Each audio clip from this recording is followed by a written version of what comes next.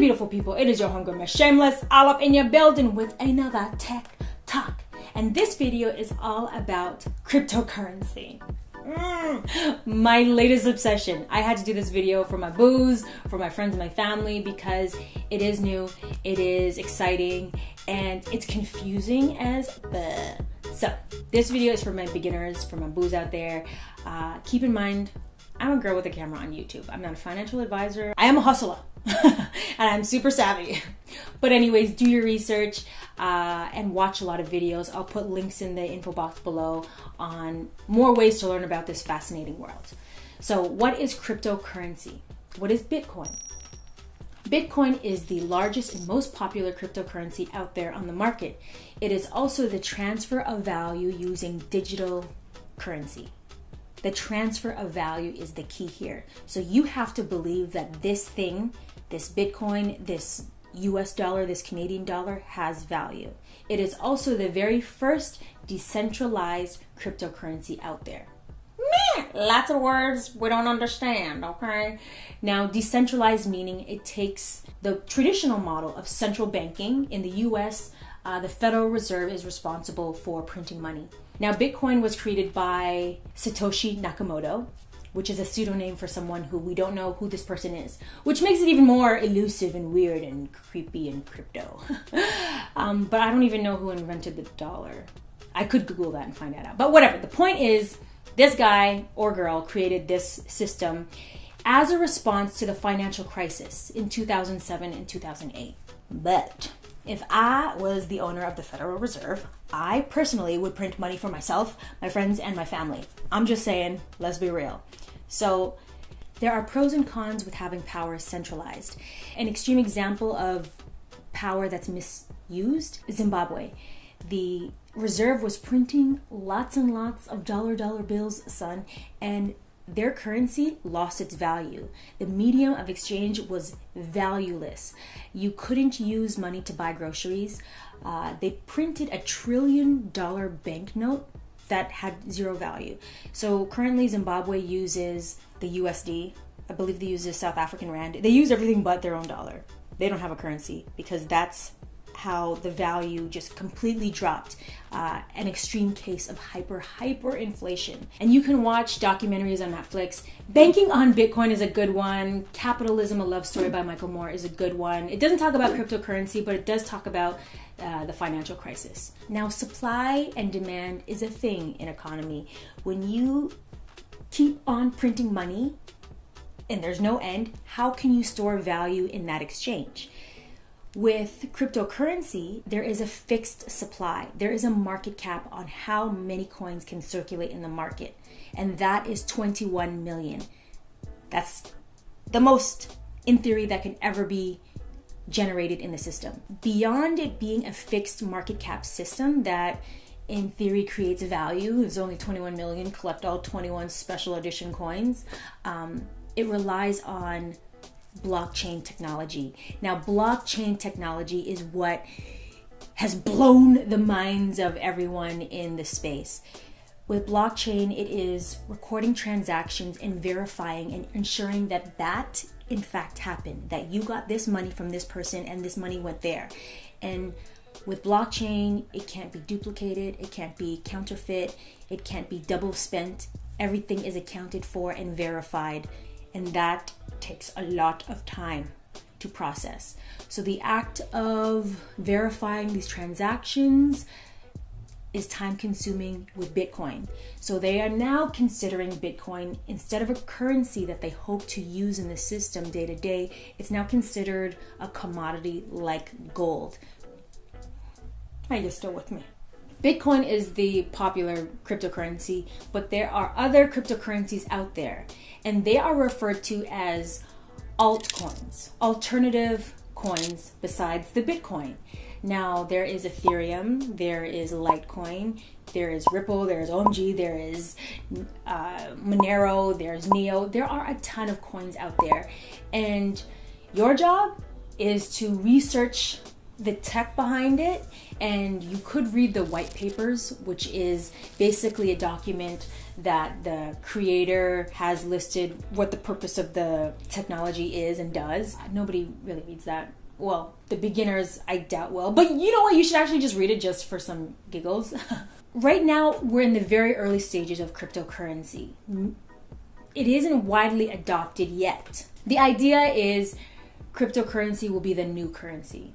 And we're going to shift from what we use today, USD, Canadian, Euro, Pound, Pesos. We're going to shift from that system to the crypto system. This system is referred to as fiat. Not the car, fiat, the money. And we're going to shift to the cryptocurrency system. Now, the only place I've seen accept cryptocurrency, actually there are a few. There's a Lamborghini store that accepts Bitcoin. Monero is another currency out there, and on the news, Mariah Carey, G-Eazy, and a few other musicians were saying that they would be accepting Monero. So I went to their site to try to purchase, but I'm trying to wrap my head around, okay, so if all these currencies are out there, which one is going to be the one that wins? And that's the biggest question. We don't know. The system that we use today is very long. For me to send money home to Toronto, not only does it take a couple days for the wire transfer to clear, because there's banks in between. There's the US bank, there's the Canadian bank, and then there's the actual banks. So there's like 4 banks in the whole process. The idea is cryptocurrency eliminates all of those banks, and I can send money to my family right away without the fees and without the delay. That isn't the case right now, because in order to convert your current currency, your fiat currency, into cryptocurrency, you need to use an exchange. Now, this exchange to me defeats the whole point of decentralized networks, because now it is centralized. Coinbase, which is a very popular app, I use Coinbase, is an exchange place where I can convert my US funds into Litecoin, Bitcoin, Ethereum, Bitcoin Cash. They're going to be adding more. But that process took me a week to convert my US funds to crypto funds. Coinbase is the easiest place to exchange your fiat for crypto. However, there are other exchanges out there, and also depending on the country, you might have another exchange that's more popular. I don't know those ones. Most exchanges that have affordable cryptocurrency under $100, I'm talking $1, $5, $10, they only accept Bitcoin or Ethereum, not your typical cash fiat currency. So you have to do 2 steps. The first step, you have to exchange your fiat currency at the exchange for Bitcoin or Ethereum. The second step, you have to exchange that Bitcoin or Ethereum that you just acquired for the more affordable currency that you really want to get. But now you have to back up your information onto a cryptocurrency wallet. Now, a wallet is not like a traditional hard wallet, although they do sell hardware wallets that you can store your information on, but it's software that stores your private keys. It sounds crazy, I know, but you need your own personal wallet to store your information on, because if this exchange goes bankrupt and closes, you still have your blockchain, your private keys, your information on this wallet. I'm not an expert. I just did my homework. I'm doing my best to articulate that to you. But for the real deal, still here info, okay? And they will break it down for you better than I have. So I've taken a small amount of money that I'm okay with losing, and I've already tripled that. It can become very addictive, so I do say put in what you're willing to lose and no more than 10%. But in investing in the whole game of cryptocurrency, it's blown my mind and opened my wealth of knowledge into a space I was never really paying too much attention to. Money, what is it besides getting paid by the hour or paying bills? Like how to build wealth.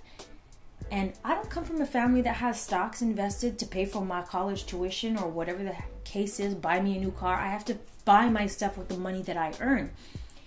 I'd like to hope that cryptocurrency right now It's kind of like stocks. It's investing in something that may or may not materialize. The difference is stocks are regulated, but I do this because you can still lose it, but it's way more secure because it's been around that much longer. With cryptocurrency, this hasn't been around that long, and even more unsettling is it is not regulated. So it is going to a casino and playing your hand at the table, but it's fun and it's exciting. And if I can learn and grow, I'm just way more aware of money. And now when I'm in stores and when I'm talking to like my boyfriend or my friends, we talk in Satoshis and coins. Like that is like 0.0067 of a Bitcoin. I'm gonna pass. But be a part of the conversation, and the way to do that is to invest. You can even put in $10, $50. You can put in $10 into a Bitcoin. I'm trying to invest in something I believe in, like I want it to grow over the course of a few years. So ideally, you know, in 5 to 10 years, I can have my money that grew. I want my money to work for me, okay? And I want to hustle, but I want to hustle smarter. And I feel like cryptocurrency is an opportunity to do that. Just saying. Those are my 2 Satoshis. Take it or leave it. But let me know if you guys have questions, and I will address it probably in on Twitter or even Instagram. I might do an Instagram live, so check me out on those platforms. Even these ones, okay? Just check me out everywhere. But yeah, I hope you found this video helpful, and until next time, remember to do you, be you, and stay true, boo. Be shameless.